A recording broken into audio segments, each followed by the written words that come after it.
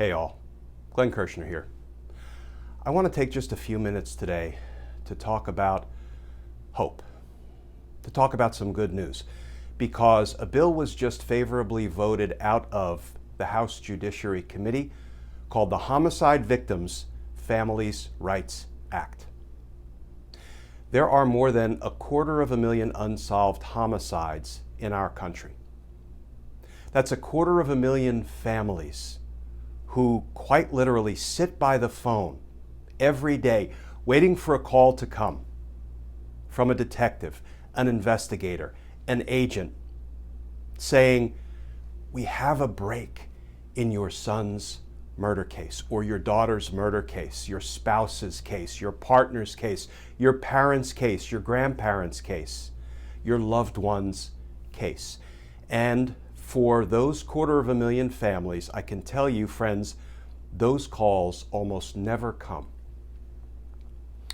And those cases, those cold case homicides, sit in police file cabinets and storage rooms gathering dust. They go largely uninvestigated once they grow cold, in large part because of resources, but there are lots of other factors that go into that. In Washington, D.C. alone, where I was chief of homicide at the D.C. U.S. Attorney's Office, and I supervised 30 federal homicide prosecutors, we worked more cold case homicides than I could ever count. We worked some successfully to fruition with arrests and prosecutions, but so many others we were never able to close. And when I retired from the Department of Justice a few years ago, I was determined to find some way to do something for those 250,000 families for whom the call never comes. And so I had the great fortune of meeting and getting to know Representative Eric Swalwell, himself a former prosecutor, and he listened. He's the kind of politician who likes to listen more than he likes to talk. And he put me in touch with his legislative director, and we started to work on what would become the Homicide Victims' Families' Rights Act.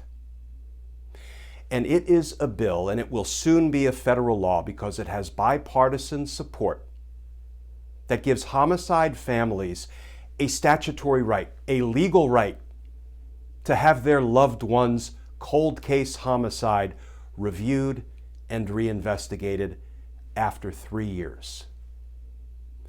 This is big, friends.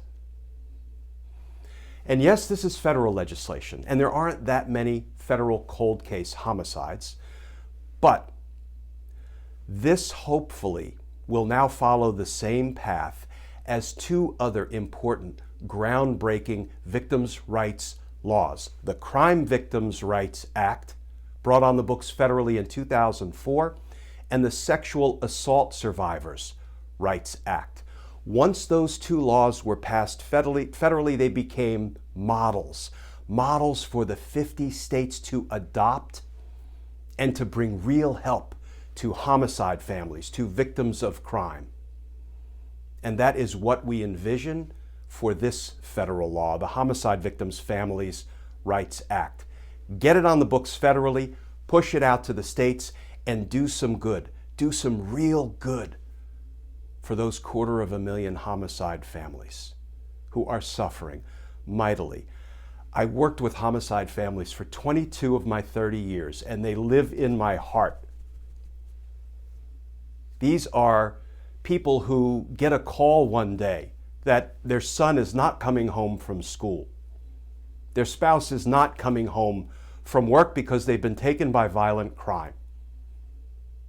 You know, if you think an anticipated death, a natural death, one that we know is coming, we know we're losing a loved one, we see them slipping away, that's hard enough for a family to endure, survive, and heal from when it's an unexpected loss to violent crime.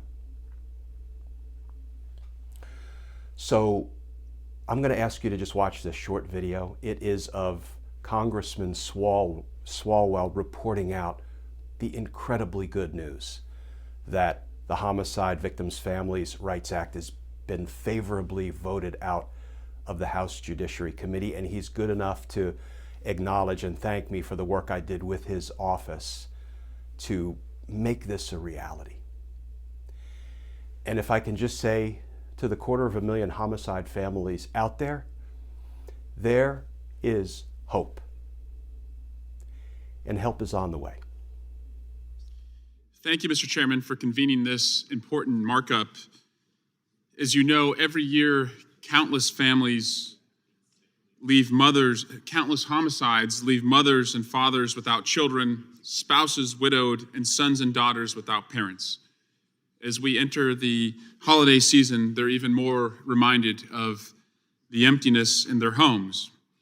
These senseless crimes spare no one, whether it's the unfortunate victim or the family member or loved one who is left behind to cope with lasting shock, turmoil, and grief. Far too many individuals experience prolonged helplessness as they seek closure when losing a loved one to a homicide. After all, murder never discriminates, nor does it prioritize. Instead, homicides leave family members and loved ones to somehow rebuild their lives one day at a time. And no legislation can reverse the destruction that results from such a heinous crime.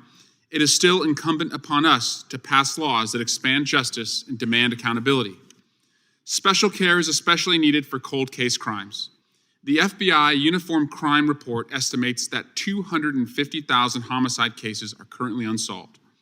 The number of unsolved cases eventually attain cold case status continues to increase each year by an average of 6,000.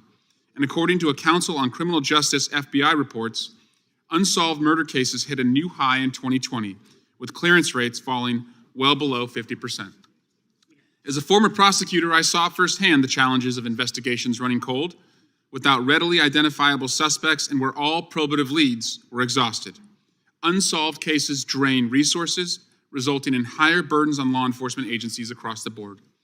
The good news is that today, this committee will take an important step towards administering justice and accountability for families and loved ones of homicide victims.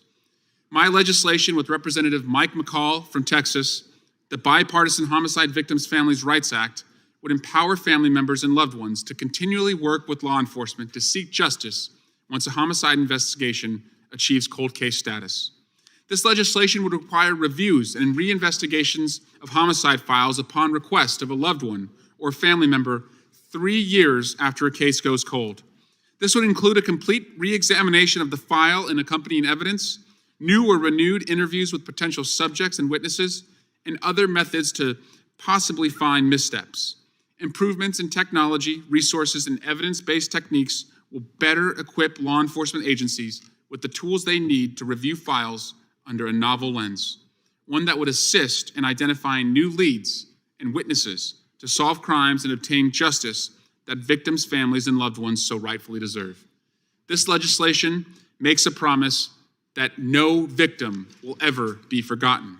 I also wish to thank former Assistant United States Attorney in the District of Columbia, Glenn Kirshner, who worked with my office after his years of working as a prosecutor and detailing to us the pain for so many families who see their cases of their loved one go unsolved. Glenn worked with us for years to write this legislation and make sure that no victim is forgotten.